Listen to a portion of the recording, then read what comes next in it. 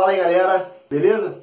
Estou de volta com a hidrostática, parte 2. Nessa parte 2 a gente vai estudar mais alguns conceitos para poder fechar a hidrostática e utilizar os conceitos de densidade e pressão da parte 1, né, da primeira aula. Então, a hidrostática toda, como eu disse na primeira aula, na parte 1, envolve densidade e pressão nos seus conceitos, tá? E aí, quando eu falei de densidade, eu falei que um corpo que possui maior densidade ele é mais pesado e um corpo que possui menor densidade ele é mais leve, né? Então, se um corpo é mais denso, tem a densidade maior, a tendência dele é afundar. Se a densidade é menor, a tendência dele é flutuar, beleza? Aí eu te pergunto o seguinte, se um corpo afunda ou flutua, o que faz esse corpo se mover para cima ou para baixo? Nós já estudamos em mecânica que o que faz um corpo se mover é uma força, certo? Então, se eu quero mover alguma coisa ou equilibrar alguma coisa, equilibrar uma mesa, equilibrar uma cadeira, me equilibrar, eu tenho que utilizar força, né? Então, essa força é que a gente vai aprender hoje aqui, que faz com que um corpo fique em equilíbrio, beleza? Desde uma boia, uma prancha de surf, um navio, né, um barco, alguma coisa que boie, que flutue, beleza? E aí, na aula de hoje, a gente começa fazendo o seguinte, falando sobre vasos comunicantes. Nesses vasos comunicantes, nós vimos o seguinte, uma tubulação, tá? Bem simples, é uma tubulação, tá? De mesma espessura, de ponta a ponta, beleza? Onde eu tenho, por exemplo, dois líquidos, um líquido 1 azul e o líquido vermelho 2, tá? Pode ser água e óleo, por exemplo, tranquilo? Dois líquidos immiscíveis, tá? Esses líquidos não podem se misturar, senão a gente não vai ver a diferença deles, né? Onde está um, onde está o outro. Então tem que ser uma mistura heterogênea, não pode ser uma mistura homogênea. Então, numa mistura heterogênea em que esses dois líquidos, 1 e 2, são immiscíveis, ou seja, não se misturam, beleza? A gente consegue definir bem a altura de coluna desse líquido 2, né? E a altura de coluna do líquido 1. Sendo que eu vou fazer o seguinte, nessa questão, nas questões, né, de vasos comunicantes, que se colocam 2, 3, 4, vários líquidos que não se misturam, lógico, né? É utilizada, por exemplo, para calcular a densidade de um líquido, tá? Por exemplo, vamos supor que eu tenha uma mangueira, beleza? Uma mangueira transparente, em que eu quero calcular, medir a densidade de um óleo de cozinha. O que eu faço? Eu coloco água nessa tubulação, beleza? Vamos supor que o azul aqui seja água, um exemplo, tá? Pode ser um líquido qualquer. Vamos supor que seja água azul, e aí esse líquido, como as tubulações, os tubos, né? Também chamado de tubo em forma de U, tá? Tubo em forma de U, também é chamado assim. Esse tubo em forma de U, ele é aberto de um lado e do outro. Então você tem a pressão atmosférica atuando desse lado e desse lado. Se a pressão atmosférica atua igualmente dos dois lados, lembra a pressão atmosférica, a pressão do ar, né?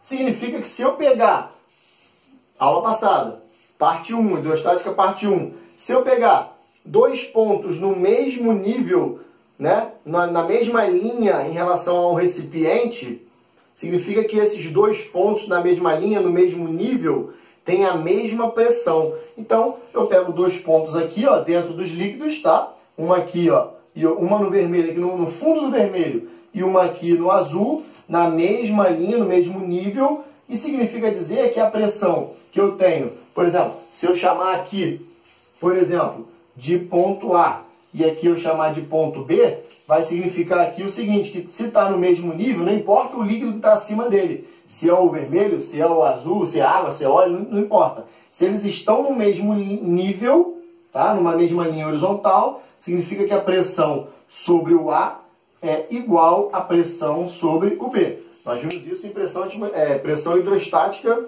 na aula passada, na parte 1 de hidrostática. Tá, e se eu sei que as pressões são iguais nesse nível, eu posso utilizar uma situação dessa com dois líquidos para calcular a densidade de um desses líquidos, né? Posso calcular a densidade do líquido 2, densidade do líquido 1. Basta que eu tenha as alturas de coluna de líquido do 2 em cima desse ponto, né? E a altura de líquido que eu tenho do outro lado do líquido 1. que é o H1. Então, H2, altura de coluna de líquido do líquido 2, e H1, altura da coluna de líquido do líquido 1. Beleza? Então, eu tenho esse líquido aqui, ó, fazendo uma pressão sobre esse ponto, tá? E esse líquido aqui fazendo uma pressão sobre esse ponto. Como as pressões são iguais, como é que eu calculo a densidade? Lembra que pressão de um líquido é dGH, né? Densidade, gravidade, altura. Bom, como os dois líquidos estão na mesma superfície terrestre, vamos dizer assim, então a gravidade é igual, só o que vai mudar dos dois líquidos é a densidade e a altura, né? A altura de um, a altura do outro. E a densidade dos dois líquidos. Então eu posso fazer uma relação de igualdade da densidade do líquido 1 vezes a altura do líquido 1 igual a densidade do líquido 2 vezes a altura do líquido 2. Fazendo essa relação, você pode, por exemplo, calcular a densidade do líquido 1 ou do líquido 2. Agora, vamos supor, né, essa relação não para aí. Aqui é para dois líquidos, né? Mas vamos supor que do lado do B aqui, ó, eu coloque um outro líquido, um terceiro líquido. Vamos supor que eu coloque uma quantidade aqui qualquer de um terceiro líquido, tá? Um líquido 3. Se eu colocar um líquido 3 aqui, significa que eu vou ter mais uma altura, né, de coluna desse líquido aí, que eu vou chamar aqui, ó, daqui até aqui, ó, de H3. E se eu tenho mais uma coluna de líquido, significa que esse ponto está recebendo a pressão de dois líquidos, né? Do líquido azul, que é o 1, mais do líquido 3. Então, o que eu faço? Na sua relação, você soma aqui do lado, ó. Pega aqui, ó, D2H2 igual a D1H1, né? Aonde que o líquido está? Está do lado do 1 ou do 2? Está do lado do líquido 1, né? Ó, líquido 1 junto com 3. Então, é 1 com 3. Então, eu adiciono, eu acrescento esse líquido, né? Então, eu faço aqui, ó, mais, somo, falhou, mais D3 vezes H3. E aí eu monto essa relação, beleza? Então eu posso calcular a densidade de vários líquidos, né? Desde que eu tenha a densidade dos outros líquidos, né? Então se eu tenho 3 líquidos agora, para calcular a densidade de um deles, basta que eu tenha a densidade do outro, né? E as suas alturas. A altura aqui, a altura aqui, a altura aqui. Tranquilo? Então uma das formas de calcular a densidade, sem ser pela formulazinha de densidade, né? Que é massa sobre volume. Aqui eu usaria só densidade e profundidade. Tranquilo? Uma outra coisa importante dentro de hidrostática, e aí eu falei na parte 1, que dentro de hidrostática tem basicamente 3 físicos, né? Tem mais físicos também que estudaram essa parte de hidrostática, né? Que utilizaram essa parte de hidrostática, esses cálculos, essas teorias. Mas 3 físicos importantes que são cobrados em provas, em concursos, tá? São os físicos Stevens, da aula anterior, que fala sobre a diferença de pressão no mesmo líquido, beleza? E tem Pascal. O outro físico é o Arquimedes. Então eu tenho 3 físicos importantes, né? Cada um na sua parte ali dentro da hidrostática, trabalhando com fluido. E o princípio de Pascal fala o seguinte: agora se eu tiver um dispositivo, né, em que eu tenha de um lado um compartimento mais estreito, mais fino, uma tubulação mais fina, e do outro lado uma tubulação mais grossa, diferente desse aqui, que aqui as tubulações eram da mesma espessura, tá? Aqui eu tenho uma espessura bem menor, e aqui uma espessura maior. Então eu tenho mais fino e mais grosso. Essa diferença de espessura dá uma diferença na área, tá? Então essa áreazinha aqui, ó, de contato, o que acontece? Quando eu aplicar uma força nessa área pequena, uma força pequena aplicada numa área pequena é igual a uma força grande aplicada numa área, aqui ó, grande. Teoricamente é assim, quando eu empurro, aí vamos supor que aqui seja um êmbolo, tá? Êmbolo é uma parte móvel, uma tampa móvel, tá? Que vai se mover. Então, se eu tenho um êmbolozinho ali, e aqui dentro essas bolinhas vermelhas são as moléculas de um fluido, tá? De um líquido qualquer, tá? Pode ser um óleozinho. Esse esquema aqui é o esquema, por exemplo, do freio de um carro, de um caminhão, de um ônibus, tá? De uma moto. E aí você tem o freio, o mecanismo de freio, em que você faz força nesse êmbolo aqui. Aí esse êmbolo empurra essas moléculas para baixo, que empurra as outras, que empurra as outras, que empurra as outras. Aí essa força que você aplicou aqui vai sendo transmitida pelo fluido todinho até o outro lado. Só que quando chega do lado de lá, você tem muito mais moléculas do que aqui. de onde você aplicou a força, né? Vamos supor que eu apliquei a força aqui numa quantidade de 1 milhão de moléculas. Tá? Vamos supor que eu tenho 1 milhão de moléculas nessa tubulação fina aqui. Quando chega do outro lado, você tem 10 milhões de moléculas, 20 milhões de moléculas, 50 milhões de moléculas, ou seja, muito mais moléculas. Então, se eu tenho muito mais moléculas do outro lado, a sua força vai aumentar muito mais. Quanto mais? Pode aumentar 10 vezes mais, 20 vezes mais, 50 vezes mais. Depende da quantidade de moléculas que eu tenho na tubulação 1 com a tubulação 2. Ah, mas então eu vou ter que saber quantas moléculas tem, vou usar química? Não. Relaxa, fica tranquilo. Aqui a gente vai usar só a área só. Essa área aqui, dessa tubulação, que ele vai te dizer quanto que é a área, da onde foi feita a força, e a área do outro lado. Então essa área aqui, ó, vai aumentar muito a força que você vai aplicar do lado de cá. Né? Então, por exemplo, imagina você parar um carro de 1000 quilogramas a 100 km por hora. Como é que você faz para parar esse carro? Você pisa no freio. Ao pisar no freio, você tem que ter uma força suficiente para fazer com que as pastilhas de freio, né, prendam o disco de freio onde está a roda, para fazer a roda parar de girar. Né? Então, quando você empurra o pedal, empurra um líquido que faz uma determinada força pequena com o seu pé, né? Você não vai conseguir fazer uma força muito grande, mas essa sua força ela é aumentada 20 vezes, 50 vezes, 100 vezes. Então, para que serve? Basicamente, na prática, um princípio de Pascal. O princípio de Pascal, na prática, é para multiplicar, ampliar uma força que você quer fazer. Tá? Seja no freio hidráulico, seja no elevador hidráulico, ou numa prensa hidráulica. Beleza? Esse é o princípio de Pascal. A última parte, né, é o princípio de Arquimedes. No princípio de Arquimedes, significa que uma força, né, ela vai ser aplicada num corpo, e essa força é chamada força empuxo, tá? Então Arquimedes falou o seguinte: o que diz o princípio de Arquimedes? Todo corpo imerso num líquido recebe uma força verticalmente para cima. E essa força é a força que equilibra um corpo quando ele está num líquido, por exemplo, né? Imagina você boiando na água da piscina, boiando na praia, ou um barco, um navio boiando na superfície da água. Nós vimos na parte 1, né, de hidrostática, que a densidade determina se um corpo vai afundar ou flutuar. Então, se um corpo vai afundar ou flutuar, significa que a densidade é responsável por isso, né? Então, a densidade, ela é responsável para saber, né, se o corpo é mais pesado ou mais leve. Beleza, mas não é a densidade somente que faz um corpo ficar em equilíbrio, né? A gente sabe que para que um corpo fique em equilíbrio, tem que ter forças atuando nesse corpo, né? A gente sabe que para um corpo se mover, tem que ter uma força atuando nesse corpo, né?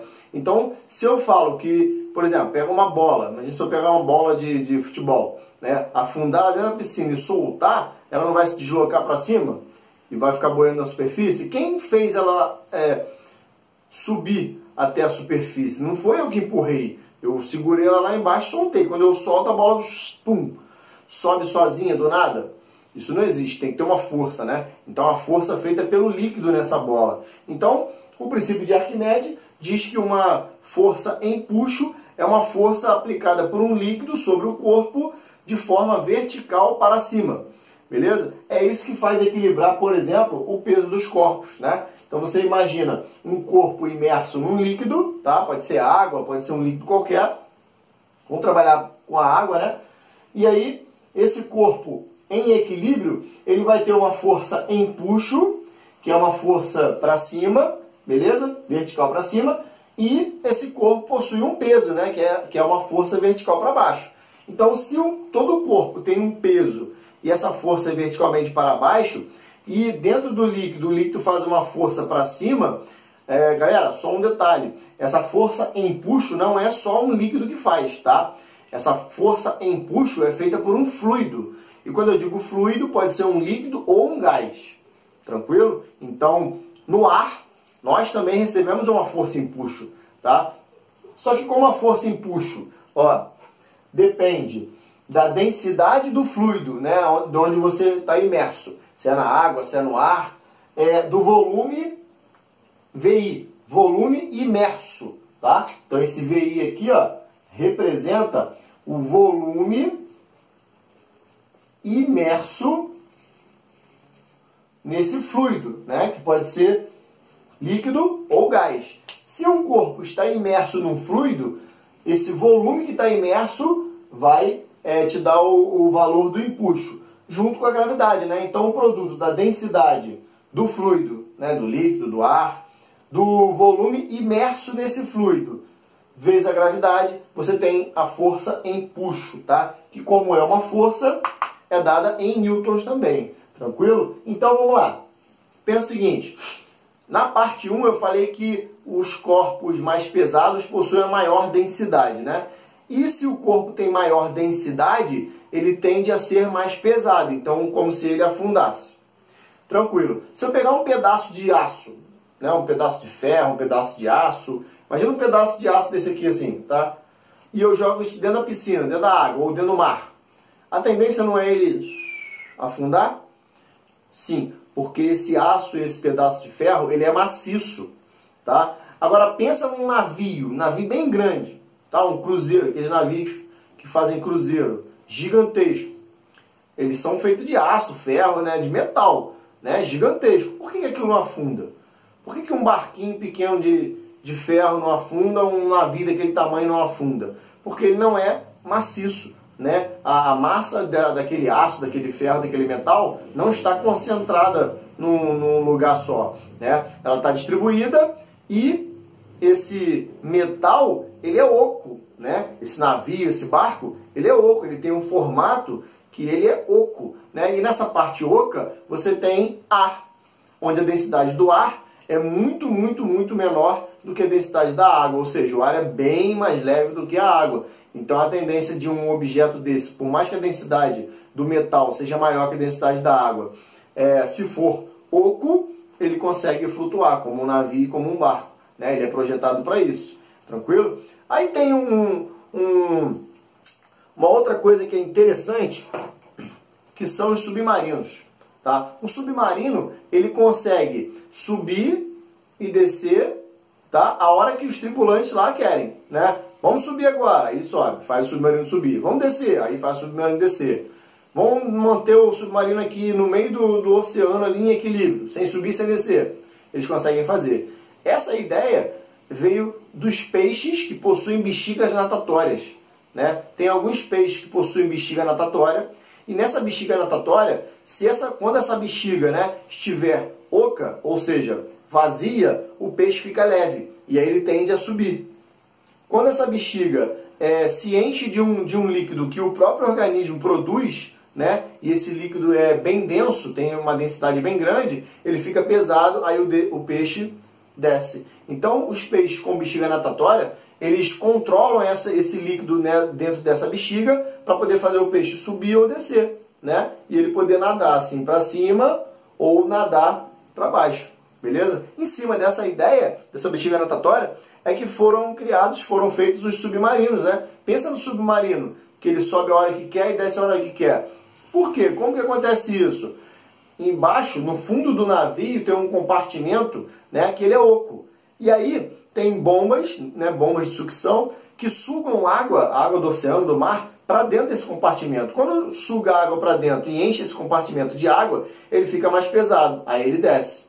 Quando essas bombas jogam essa água para fora e deixam esse espaço com ar, né, vazio, sem a água, ele fica mais leve, aí ele sobe. Então eles controlam o subir e descer, esse movimento vertical do submarino para cima e para baixo, com essas bombas no compartimento que tem embaixo, tá? E aí, para mostrar a vocês aqui um experimentozinho importante, ó, sobre esse lance do submarino, desses peixes, é isso aqui, ó. Já que, ó, aqui é a água, beleza? Tem água, e aqui tem uma caneta, aquelas canetas, né?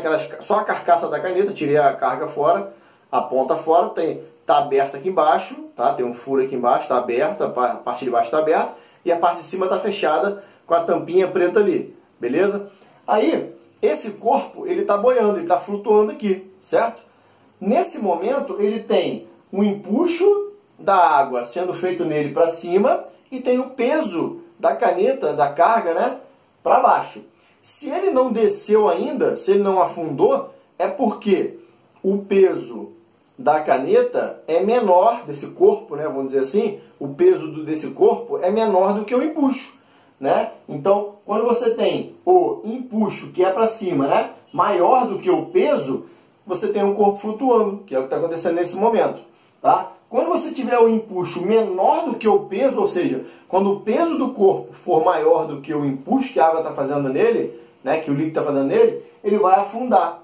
E quando o empuxo for igual ao peso, ele vai ficar em equilíbrio, né? Então, lembra do submarino? Que os tripulantes, a hora que querem descer, eles fazem o submarino descer, a hora que quer subir, faz o submarino subir. Então, nesse momento, eu quero que, por exemplo, a caneta desça. E aí, se eu quero que ela desça, eu faço ela descer. E aí ela vai para o fundo, beleza? Se eu quero que a caneta suba agora, nesse momento, eu permito que ela suba. E eu posso, além disso, fazer com que essa caneta fique em equilíbrio no meio do caminho. Olha aquele desenho no quadro lá, aquele cubinho lá, ó, aquele corpo, aquele quadradinho preto lá que está no meio do líquido. Ó. É mais ou menos isso. Ó. Se eu quiser fazer com que a caneta fique no meio do líquido aqui, ó, no meio do líquido, ó, no meio, em equilíbrio, sem subir, sem descer, eu controlo isso. Eu consigo controlar e deixar ela no meio. Ó, vou deixar ela mais embaixo um pouco, ó. Deixar aqui no meio. Se eu quiser fazer com que ela afunde, ela afunda. Quero que afunde. Se eu quiser fazer com que ela boie, que ela suba, ela sobe. E como é que eu faço isso? Não sei se vocês já repararam, não é mágica. Isso é física, né? Apertando a garrafa, ó. A garrafa de plástico, né? Quando eu aperto a garrafa, a caneta desce. Quando eu paro de apertar a garrafa, a caneta sobe.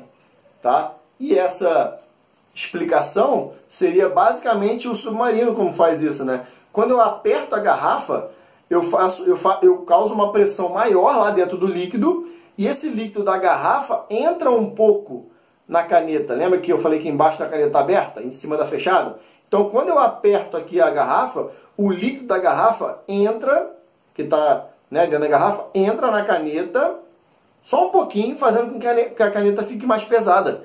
E aí, quando eu aperto a garrafa e a água entra na caneta, ela fica mais pesada, ela desce. No momento que eu paro de apertar, o pouquinho de líquido que entrou na caneta sai. E aí a caneta sobe, ficando mais leve. Então, horas ela fica mais pesada, quando a quantidade de água dentro dela é maior, e aí ela afunda e sobe quando eu paro de apertar. Porque aí a quantidade de água que está dentro dela diminui. E é isso que acontece, por exemplo, no submarino. Tranquilo? E aí, a física é linda, né? Já sabem disso, porque você consegue usar toda essa teoria, todo esse conceito, tá? Sem precisar calcular nada, só entendendo, só compreendendo, explicando as coisas e aplicações do dia a dia. Tranquilo?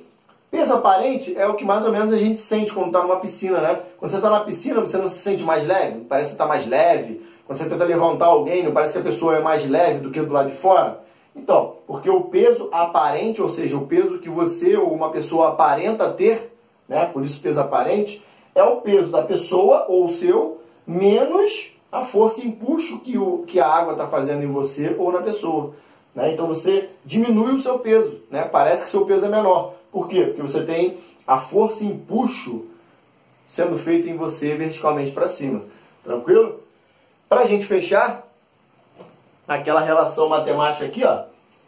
Por exemplo, essa aqui é uma questão que já caiu no concurso, que fala o seguinte, pegou-se 3 esferas idênticas, tá? Do mesmo tamanho, mesmo volume, e jogou dentro de um aquário, tá? De um aquário com água. Quando se jogou essas 3 esferas ali dentro, elas ficaram nesse esquema de equilíbrio. A 1 flutuando com a maior parte dela para fora, só um pouquinho para dentro, né? Menos da metade para dentro. A 2 com mais da metade para dentro, flutuando também. E a 3, afundou, foi lá para o fundo do aquário. Tranquilo? A pergunta era o seguinte, indique qual é a relação entre os empuxos feitos pelo líquido, pela água, né? Na esfera 1, 2 e 3, ó. Se o empuxo sobre a 1 é maior ou menor do que 2, se é maior ou menor do que o 3, né? Ou se é igual. Ou seja, é para dizer em qual delas tem um empuxo maior e menor, né? Colocar em ordem. Então vamos lá.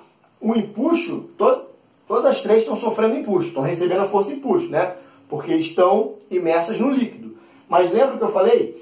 Empuxo é diretamente proporcional ao volume imerso. Você não pode esquecer isso aqui, ó, tá? Volume que está imerso, não é o volume da esfera. Porque se você pensar assim, se as três esferas têm o mesmo volume, são idênticas, então o empuxo vai ser igual.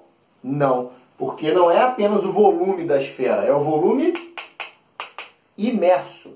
E olha o volume que está imerso aqui da 1, ó. Só esse pouquinho aqui, ó. Olha o volume que está imerso na 2. É isso tudo aqui, ó. E o imerso volume da 3? É ela toda, é o volume inteiro. Então, se eu só tenho só esse pouquinho de volume imerso, eu tenho um empuxo pequeno aqui, né? Se eu tenho um volume quase todo imerso, quase todo, eu tenho um empuxo maior aqui. E se essa está toda imersa, eu tenho um empuxo bem maior na 3. Então, o empuxo feito pela 1 é menor do que o empuxo feito na 2, né? Porque tem menos volume imerso, volume é menor, então o empuxo é menor. E a 2 está menos imersa do que a 3. A 3 está toda imersa. Então o empuxo da 2 é menor do que a 3, porque aí o volume é todo, né? Então quanto maior o volume, maior o empuxo. Maior volume imerso. Beleza? Então essas são as aplicações de hidrostática no nosso dia a dia, no nosso cotidiano, tá? Tem outras aplicações também que você pode começar a compreender melhor agora. Beleza? Espero que tenham gostado. A física é linda. Abraço.